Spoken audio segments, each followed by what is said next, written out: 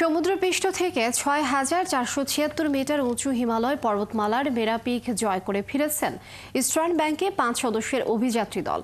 এই অর্জনের উদযাপন উপলক্ষে সংবাদ সম্মেলনের আয়োজন করা হয়। এই সময় অভিযাত্রীরা তাদের রোমাঞ্চকর অভিজ্ঞতা তুলে ধরেন। গেল ৫ এপ্রিল নেপালের উদ্দেশ্যে যাত্রা করেন তারা। সেখানে সারা বিশ্বে ট্রেকিংয়ের জন্য জনপ্রিয় মেরা পিকে পৌঁছাতে দলটির সময় লাগে ২০ দিন। তীব্র ঠান্ডা ও প্রতিকূল আবহাওয়া জয় করে মেরা পিকে ওঠাটা মোটেও সহজ ছিল না। অনুষ্ঠানে ইস্টার্ন ব্যাংকের পক্ষ থেকে অভিযাত্রী দলকে সম্মানসূচক স্মৃতি স্মারক দেওয়া হয়।